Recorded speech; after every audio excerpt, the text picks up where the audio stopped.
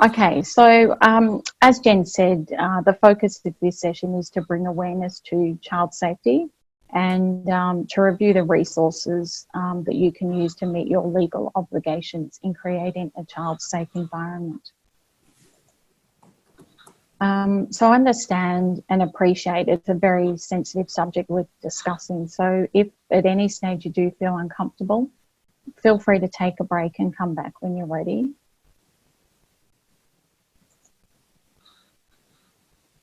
So again, we're going to focus on the areas you need to consider to make certain you meet your obligations in creating an environment safe for children.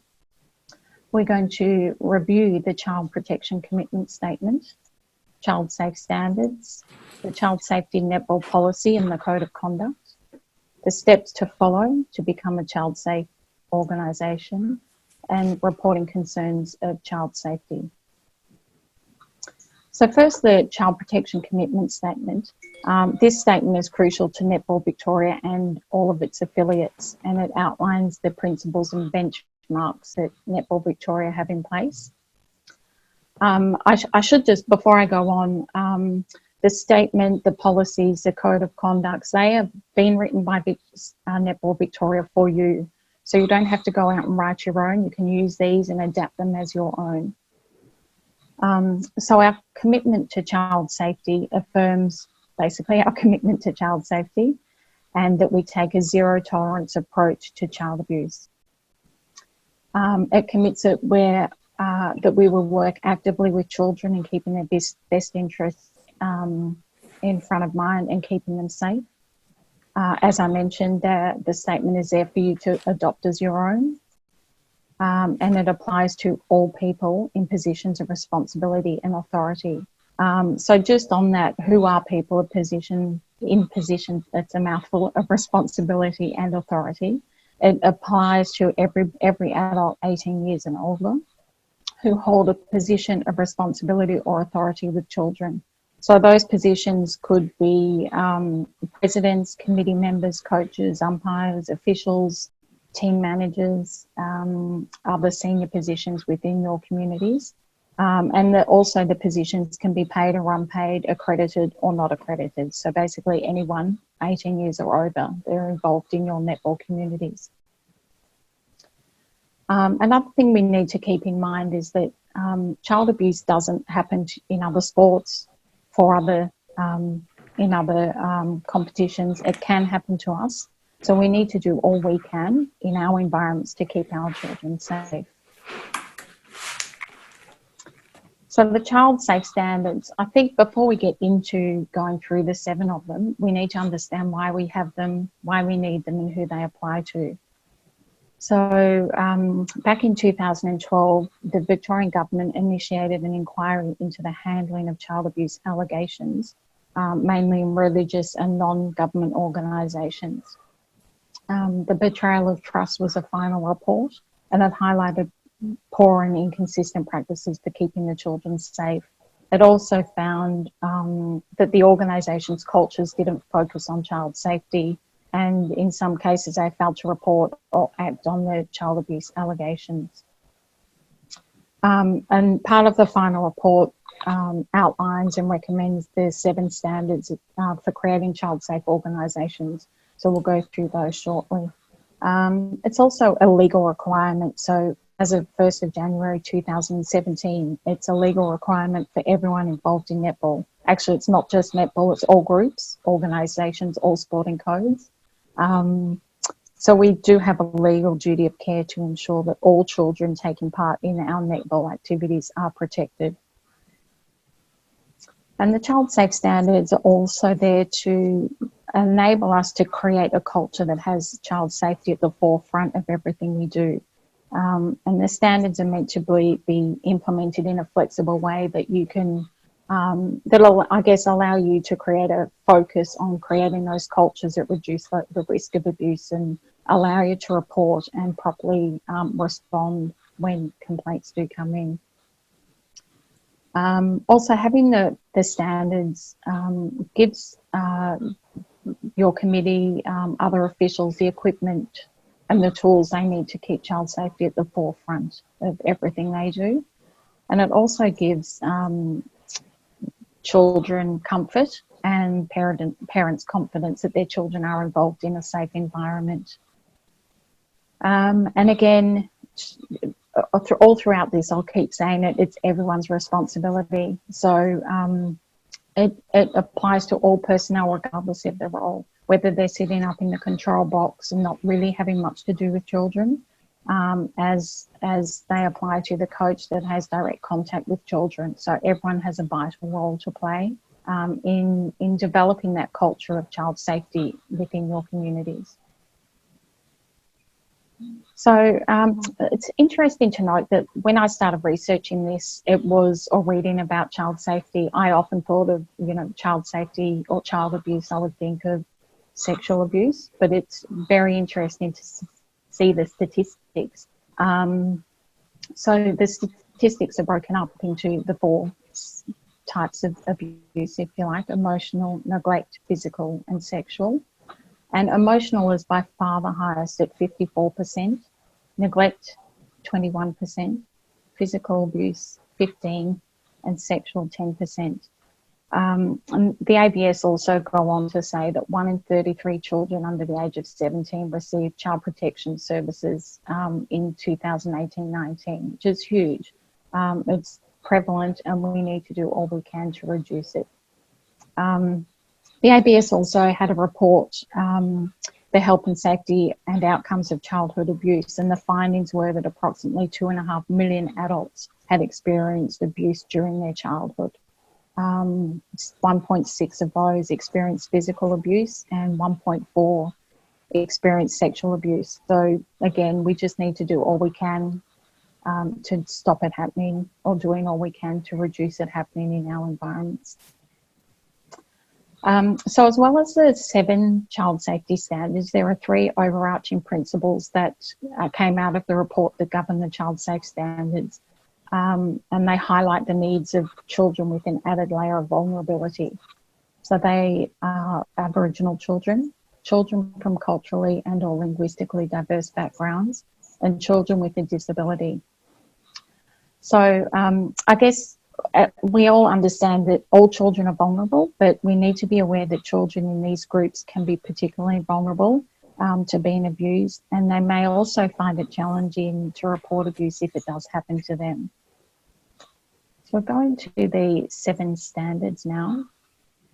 So standard 1, I should say that Netball Victoria have created fact sheets for all the standards. So at the end of this session, I'll send you an email with all these links, so you can sort of start your action plan, but we'll just go through the standards now. So standard 1 is strategies to embed organisational culture of child safety, including through effective leadership arrangements.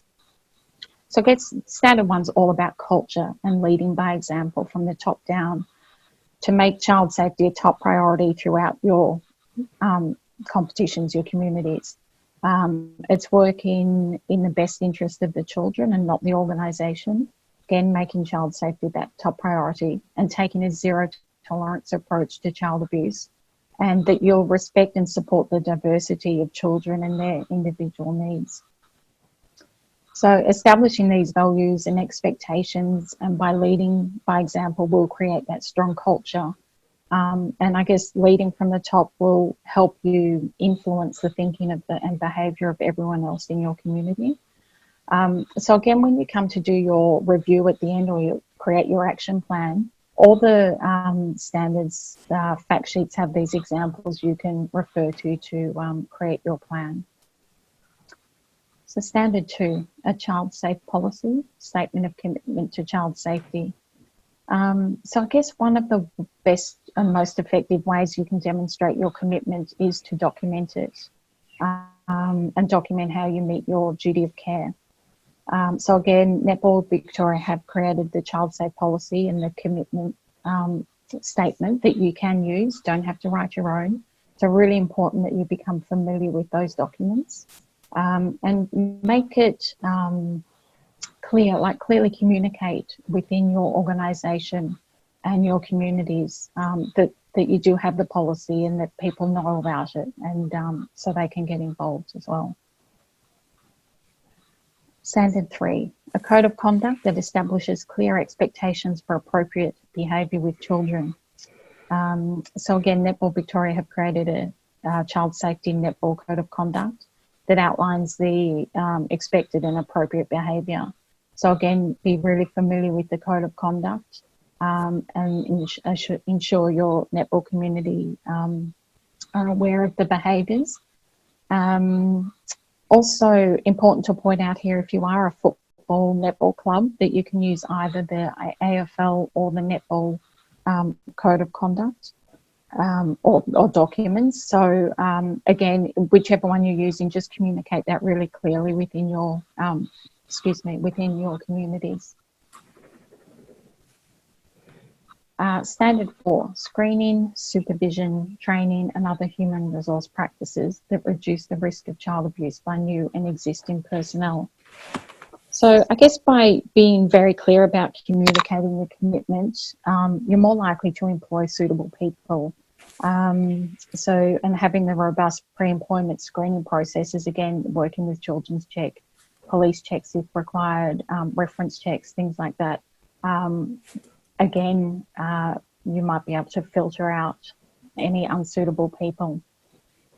Having clear job descriptions and duty statements, staff understanding the nature and signs of child abuse, and then providing that high quality supervision and development. You know, that anyone involved in your associations, you know, you can keep refreshing what your commitment is, and that they are abiding by those. So again, you might just have them sign the code of conduct declaration. That, sorry, I should have mentioned that in the previous slide. But that's there for them to sign and just adhere to. Make sure they are aware of it and that they're sticking to it. Standard 5, process for responding to and reporting suspected child abuse.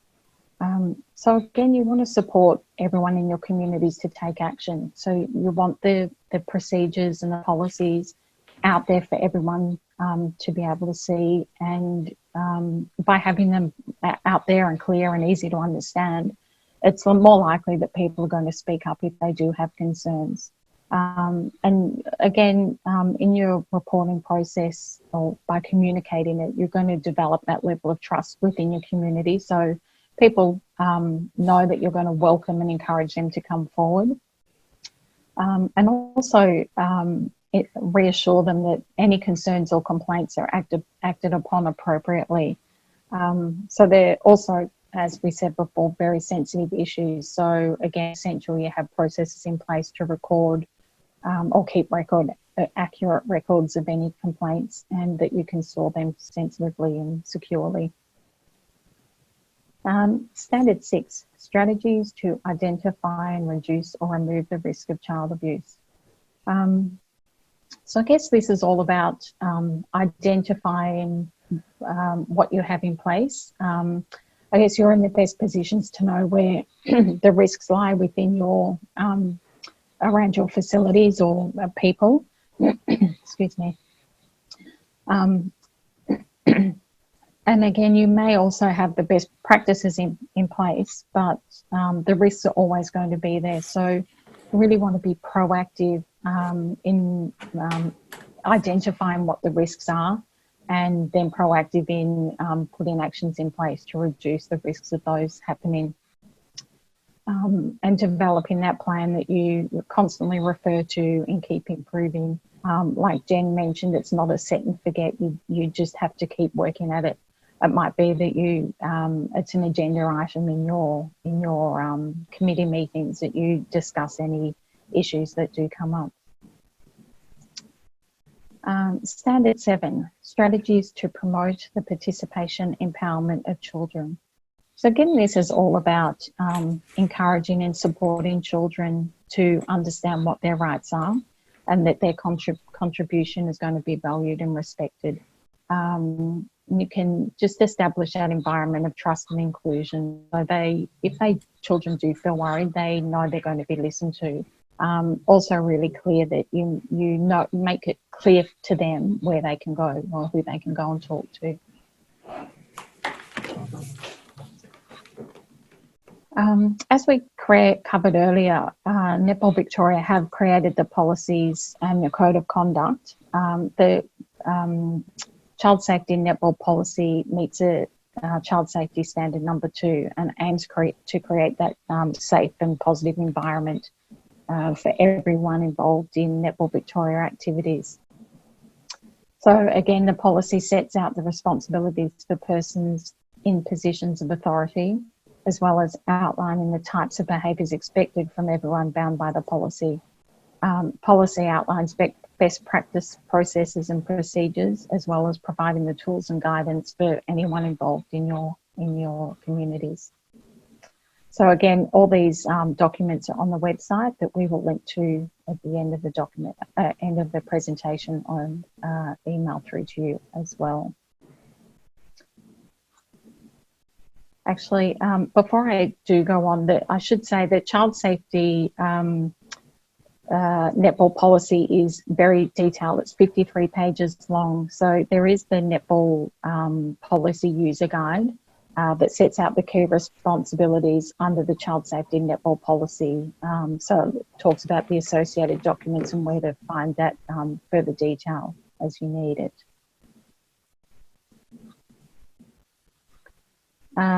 So again, we did cover the code of conduct briefly, and that meets the standard number 3. So to summarise, the code of conduct sets out the clear expectations for appropriate behaviour with children. I should add as well, the code of conduct doesn't leave any room for ambiguity in what behavioural expectations are for adults, and it's definitely not open to interpretation. Again, it applies to all persons in positions of authority in our sport. And the Code of Conduct declaration forms available for you to use and adapt within your organisations, and make it a requirement that everyone involved signs a document and agrees to it. So it is, the Code of Conduct is there for you to adapt, like I said, and use as your own. You don't have to recreate one. And again, if you're an AFL or netball, football netball club or league, you can choose to use the AFL or the Netball Vic documents, and just remember to clearly communicate that with your community, which policies you've chosen to use. So it's really important to understand the reporting process. So if a child abuse situation does arise, it will be dealt with under the child safety netball policy. And this is over any other policy we have. So as soon as child abuse or complaint comes in, you refer immediately to that document. The policy includes a complaint management guidance document. So it's been developed to guide you through the process in accordance with the policy. It also includes tips and scripts for conversations that will help you deal with any difficult situations. There's also 2 complaints procedure flowcharts that you can follow, and they summarise the steps you can take depending on the type of complaint you're dealing with. So whether it's of a sexual nature or a non-sexual nature. You need to also be very clear in communicating the reporting process so that anyone involved in your communities knows that if they do feel uncomfortable or concerned about something, they know you're going to take it seriously and respond appropriately. So again, it needs to be very clear, known and understood by adults and children alike throughout your communities. So you might communicate it through your webpage around the courts and your newsletters, everywhere you can, so you get that message out there. So what to do or where to report if a complaint does come in. So you can report to any person of responsibility, whether that's a president, disputes resolution if you have it, complaints management, and basically if the complaint comes in at club level, that's where you lodge your initial concern. If it's state, then you would go to that appropriate authority. I guess if you're worried that worried a child is at risk but not in immediate danger, you would contact Netball Victoria. or the CCYP, the Commission for Children and Young People, who implement the Childsafe standards. But obviously, if a child is in immediate danger and is at risk, then you should call police straight away. And that's your legal obligation to call police straight away. So that is it for now, Jen. The questions, if we have any. I'm just going to... Can we stop sharing? Yeah, just stop sharing for a second. Sorry, I just put my screen up. Before I open up to questions, there's nothing in the chat, but I'm happy for people to unmute themselves if they do have any questions. I just wanted to talk about a couple of points there. The first one is that Victoria is the only state in Australia who does have the legal requirements to follow these 7 standards. So they are legal requirements and need to be taken seriously.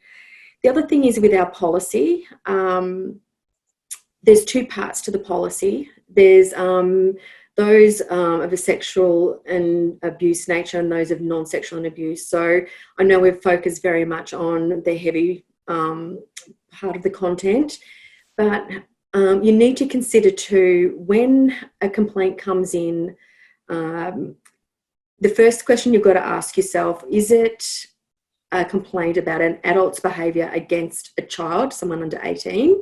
And if so, then the Netball Victoria's child safety policy is what immediately kicks in and overrides any other policy that exists.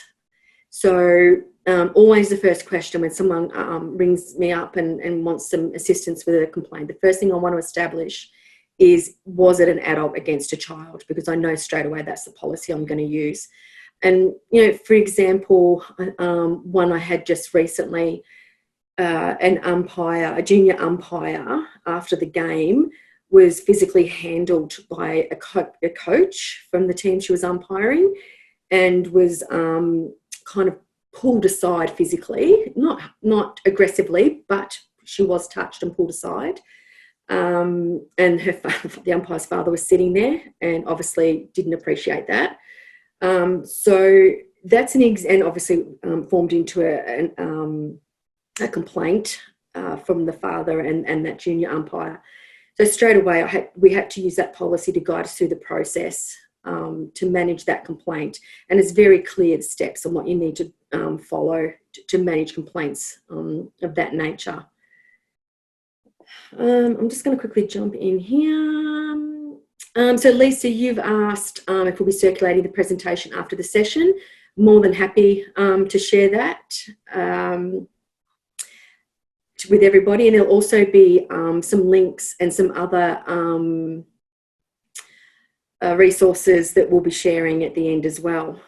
Miranda's asked, how can associations ensure their affiliated clubs are compliant, and where does an association's responsibility lie then when the club members compete at our facility competition?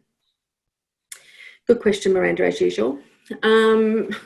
So in terms of the first part of your question, in that are your clubs compliant? I think the opportunity where you can to bring forward the importance of child safety and what the requirements are is important for you to do at club delegate meetings or forums like that. That's an opportunity to let people know, and we will also be sending out information to the clubs as well. We've now got the ability through our new Forta system to communicate with clubs for the first time directly. So we'll also be sending out a lot of information from our point of view as well, and offering these trainings to clubs. I think there's a few clubs on today. So I think from your point of view, you cover yourself by ensuring that you're just continually talking about it, addressing it in meetings and things like that. Does that answer your question, Miranda? I'm happy to take yourself off mute if you want me to expand on that. If you're able to take yourself off mute. No, that answers it, Jen. Yeah. Yeah, that's a good question. I guess it's just, as you say, like where that, not so much even from the liability point of view, but I guess I'm picturing with us on a Saturday, it's our competition, it's at our facility. If there was an incident, you know, and we as an association then are handling that, you'd like to have some confidence that the club's infrastructure was there first and that, you know, their committee had a good handle on child safety. And I guess, yeah, just trying to get my head around where's the responsibility and how does that lie. But yeah, you've answered that. I think your answer is perfect. You just got to communicate with them at delegates meetings and do what we can. Yeah, there's a thing that they refer to in the child safety, I guess, education paraphernalia that's out there around vicarious liability. Yeah. Yeah, so, and for people who are not aware what that is, that describes the principles of law that say, depending on the circumstances, the organisation can be held responsible if they haven't been deemed as one, seen to be taking reasonable steps to prevent the situation, or two, if there weren't appropriate policies or procedures in place which could have helped prevent or manage a situation. And I think, well, we've got the policies and procedures in place. You know, so the other part of that is making sure you're taking reasonable steps to educate and bring awareness to the clubs about the importance of this topic.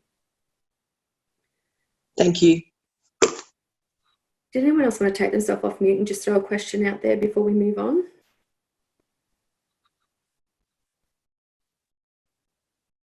Looks like we're all good. So I will let you continue on, Ginny, with the second part of the session. Okay. I'll just, Libby has just sent in the chat, where is it best to advertise an association offers a child safety code of conduct? Sorry, Libby, I missed that one while I was talking away there. I have to concentrate on the legal stuff because it doesn't come to me naturally. So when I'm talking about the legal stuff, I've got to concentrate. So websites, if you've got websites, I know some of the leagues, for our league people on here, there's handbooks on your socials. Newsletters. Yeah, newsletters. Yeah, just having a little spot there in your newsletter, bringing, you know, we intend on our affiliate EDMs that are going out for the rest of this year when we get back to some normality. There'll be a tip around child safety each month, a tip or resource or something. So it's just talking about it all the time, just bringing it up in any way you can. I'll let you go for it, Ginny. Okay.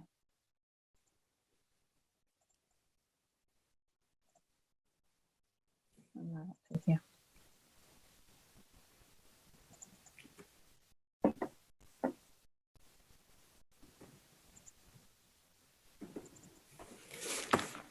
Oh, it's gone to it's reset itself. Oh, that's not good, is it?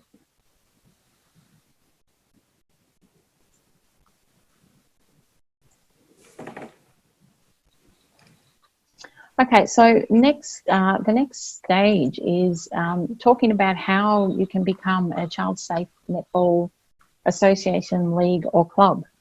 So step one is going to be to develop a working group or subcommittee, undertake a child safe review, understand your level of risk, identify any further information or support you might need, and develop and implement an action plan. So putting together a dedicated group of people are going to help roll out your, the culture, I guess, roll out the standards and help spread the word.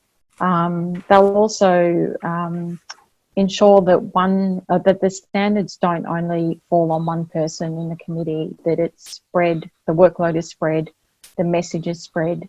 And I guess these people can help act as your champions. They'll be out amongst your community spreading the messages of child safety, and they'll also help underpin that that culture that you're trying to develop. So that's step one. Step two is to undertake a child safe review. So using this club review template from Vic Sport, again, there'll be links to this in an email coming to you.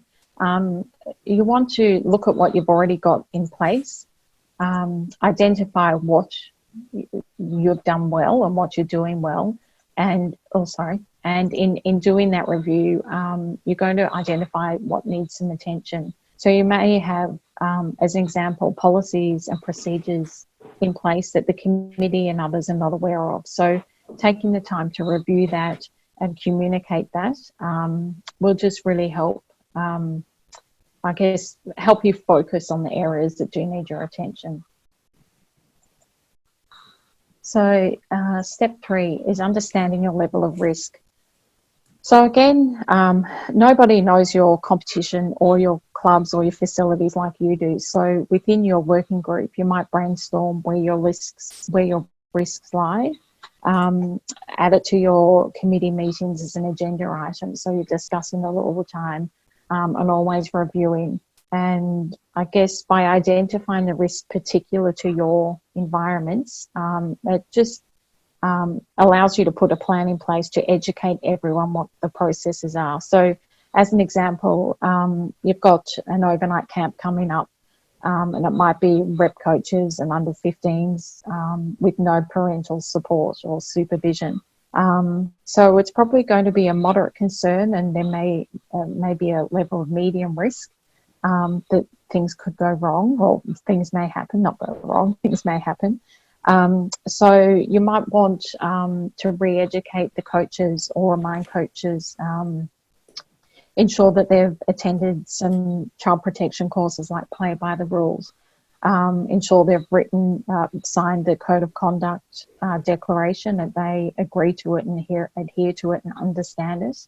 And also discuss with the children that are going that if they do feel uncomfortable or something's happening that they're not feeling okay about, that who they should go to, who they should speak to if they are uncomfortable.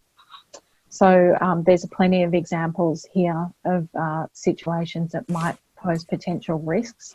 So working through these, your list may be double this length or triple this length, just working through it and then putting an action plan in place. So step 4 would be to identify any further information, support or advice needed. So I guess by connecting with other people that can give you support, you know, they might just help you work through it and implement the changes, and also might come up with strategies you've not thought of. So again, this is a Childsafe in Netball webpage, the dedicated webpage we spoke of earlier. There's plenty of information. All the documents are behind these tiles. So being really familiar with all this information will make it clearer how you're going to implement your plan. Oh, here we go. Develop and implement your action plan. So again, having a plan that clearly outlines your roles, responsibilities and timelines, I guess, is going to help you break down all the actions into manageable items. So you can slowly chip away at them. It keeps everybody focused and accountable in what you're trying to achieve and roll out. And also by taking that whole club approach, it means that child safety is not, again, falling onto one person, but it's the part of thinking at a lot of different levels. So not just a few people here and there. So again, this action plan template, you can just document any items that you need to address. And these are posters that we've put up on the Netball Victoria website. Again, you can adjust them, put your details in, plaster them all around your clubs, put them in your newsletters, on your websites, on your social media channels. You just really get it out there. So people start, you know, the more they see it, the more it's going to, you know, reinforce that you do have child safety at the forefront of your minds. So again, the immediate steps you can take to becoming a child safe environment is to, I guess, undertake that review, follow the risk management template and the processes in that, download the action plan and record them and outline your responsibilities and timelines, and do the posters, as I mentioned. So again, I said I will send that email out so you have easy access to those, because there is a lot of information on the website. So this will just make it easier for you to find those documents. Again, there's, I think Jen mentioned, there's a huge amount of information on the web about child safety. So I guess these are the best places you can go for information. So our details to contact. The Commission for Children and Young People, they implement the child safety standards. You can go there for a lot of information. And Department of Health and Human Services and also Vic Sport have a huge amount of resources that you can use. So I guess all these places and all these resources will help build that understanding of child safety and I guess the importance it's going to, the importance it is required in your communities, and it'll make it easier for you to focus on what your next step are going to be. So that takes us to the end now. So thanks again for listening. I guess it's really all important that we all work together and support each other to make sure that all the children are safe, Victoria-wide. So we have more time for some questions now, Jen. Yep, that's fine. If you just want to unshare your screen and pop us all back. Before I throw out to questions, Sue, Kimber, you made a good point here in the chat. I don't know if I missed it before or whether it's just recent, but it's around sending the communication out to coaches. And they really are the key here because they are the ones who have the most contact and are probably at the biggest risk in terms of following the expected guidelines in the Code of Conduct. So we identified that the next thing we need to do in terms of resources is develop some short videos for coaches in particular that talk about all the items in the Code of Conduct. So, and just kind of like 2-minute, if you're a coach and, you've got to consider this and when it comes to demonstrating skills with, people in your team. So that's the next step. So good point. And it is the coaches. We need to kind of really point a lot of these resources at, because they're kind of at that front line, I guess, there. So that will come shortly. That's the next step for us. I just wanted to mention a couple of things. It is all about education. Going back to that example I gave before, obviously the father of that umpire wanted blood and, wanted the man kicked out of the association and so forth. But this is about education. And at the end of the day, it's not about punishment when people do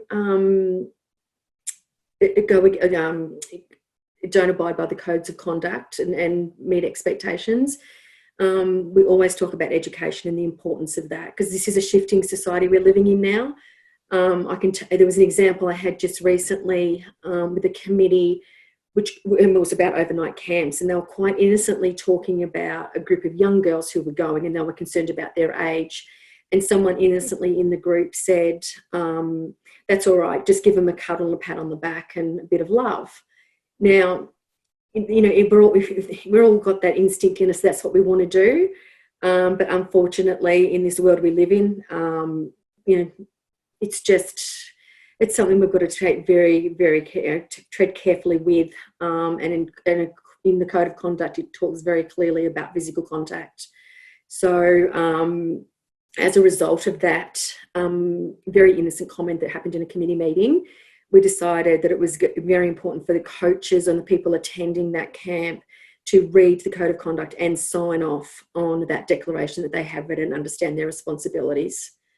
I just want to drive home that it's education, not punishment. It's all about education. Obviously, those of abuse and sexual nature is very, very different. But I'm just talking about the non-sexual and abuse type incidences that happen in club land and association land out there.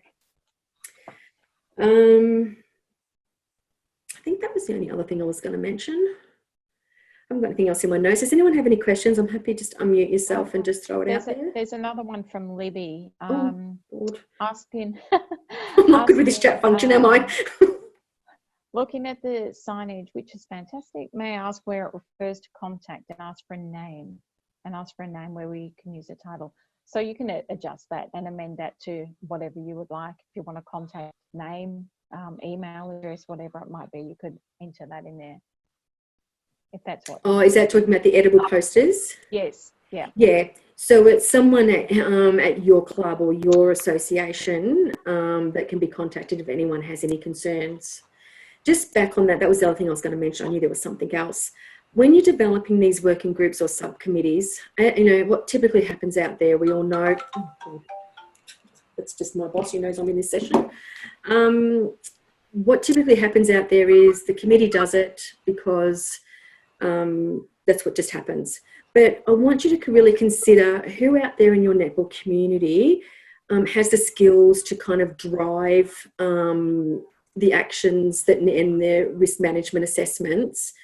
For example, teachers, members of the police force, social workers, they're all good resources because they're trained in their real jobs to do this sort of stuff.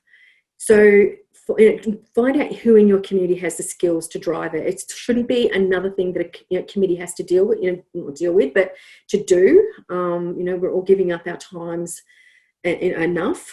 So yeah, it's really important to find that group of people who can drive that as a subcommittee or working group off to the side to the day-to-day committee running competition type stuff. Is there any questions? Yep, another one. I'll do the chat, Jen. I had one job, do the chat. Oh, hang on, there's a lot. Where'd it go? Is there a course that would give some type of accreditation for this to be considered the contact? Yeah, good question. What we were considering is having, like we have complaints managers and clubs and associations, we were going to introduce having child safety officers.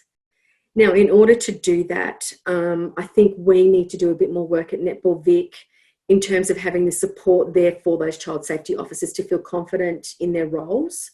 So while Ginny will be off working on the videos for the coaches, the next thing for me to do is develop a handbook for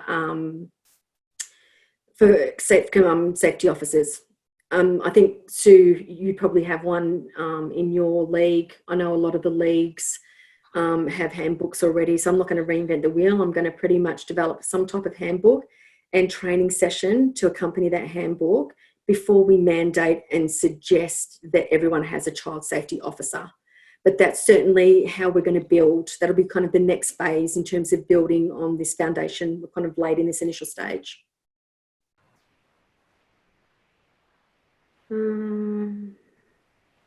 Sorry, it's Libby speaking. Hello, everyone. Why I ask about referring to a general contact, because from every 12 months people change, committees change. We were changing those posters all the time. So that was my question. Can we make it, it will be a child safety officer that we will have as say contact on that poster, so we don't have to change that poster or reference or change of reference when we're talking to people, if that makes sense. Yeah, I know what you're saying, Libby. And yeah, obviously a challenge in the netball community with turnover of volunteers. Yeah, and certainly, I mean, I'm happy for people to implement if they're ready and feel like they want to appoint child safety officers, or maybe it is a member of that that group, that subcommittee or group that comes together. Maybe, it's that group that it is referred to on your posters to contact if there's any concerns.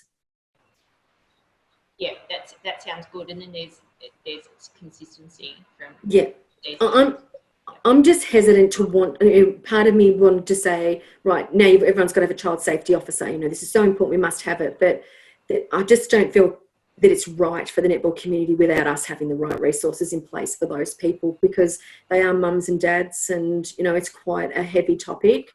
So I don't want them feeling vulnerable and unsupported in those roles, and you'll have trouble getting people to stand up to those roles if they don't feel supported. So certainly a priority. Absolutely, and Jen, you made a very good point, reaching out to those people that are already trained, the social workers, police and teachers, and that's really who we have in that role from year to year, season to season. Yeah, no, absolutely. They've got the skills. They feel confident to deal with these things, because, you know, they do it in their everyday jobs. Yes, great point. Thank you. No problem. So we've answered Amanda's. Lewis. Oh, so Amanda, that kind of, I think I answered your question there around the course and the accreditation. So that would kind of line up with the child safety officer and what we'd want in the future, and in terms of that handbook and training we'd provide. In terms of an accreditation, I've approached Netball Australia about this. I'm on a working group, and I've pointed out to them that when coaches and umpires do their national accreditation, there isn't anything built in around child safety, and I think that that's important, that it's built into their training and accreditations. So those conversations were starting just pre-COVID, that working group, but obviously that's been put on hold with people from Netball Australia stood down, for example. So definitely something we are going to be looking at, hopefully incorporating into coaching and umpiring accreditations. The other thing too that we suggest you could do is the Play by the Rules has a online free child protection course. It goes for about an hour, and it's really good in terms of, it's very much geared at sport, at coaches, and gives examples of what we'd be faced out there, you know, on a day-to-day basis in the netball community. So I know that there are some associations out there who, with their rep coaches, they make them do the child protection online course. So that's something that you can do that's out there. And Ginny and I just did it recently to refresh our memories. I did it a couple of years ago, but yeah, it's quite good. Who have we got after Amanda? Alana. Is it possible that through my netball learning that for those who are coaches there is a requirement, oops, it moved on me, like for umpires, that there is a minimum training? You know what? I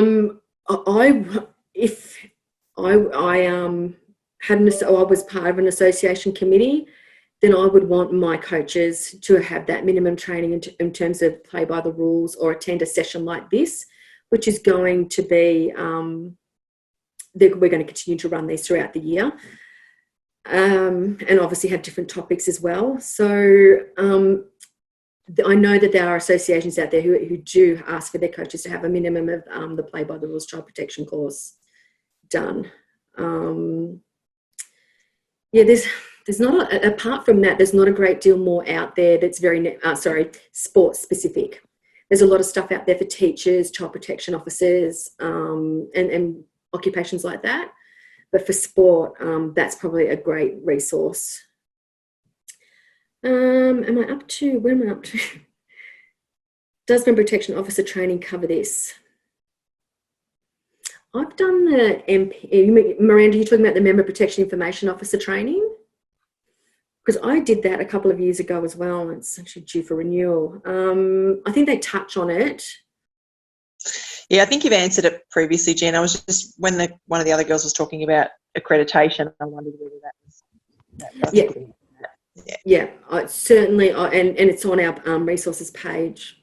I think it should be. I know that was the last page to be updated, but yeah, that's the best one to go to. Something from Lifesaving Victoria have a good accreditation model available online, mandatory for all volunteer lifesavers. Yeah, I'm on a working group which is facilitated by Vic Sport, and Life Saving Victoria is certainly one of the leaders, along with swimming and gymnastics, in this space. And we learn a lot from those three sports when we come together as a group. And I can't think of the lady's name out there. I think it's Libby. I have talked to her about looking at what her training looks like, and how she's implemented it being mandatory. I think our challenge is numbers, compared to that of volunteer lifesavers. You know, we have 180 odd associations, and, you know, whatever clubs we're up to now. It's kind of the challenge I always think about, how we're going to mandate that and how we're going to, I guess, monitor it. But certainly something that's we're always thinking about. So, yeah, good point. So is there any other questions? Anyone want to take themselves off mute and ask anything, burning questions? I mean, I feel like we've just touched the surface on this topic. I mean, there is so much, and I had some advice from one of the ladies at gymnastics. You know, she was like me, who wanted to go gung-ho and had a million things she wanted to do.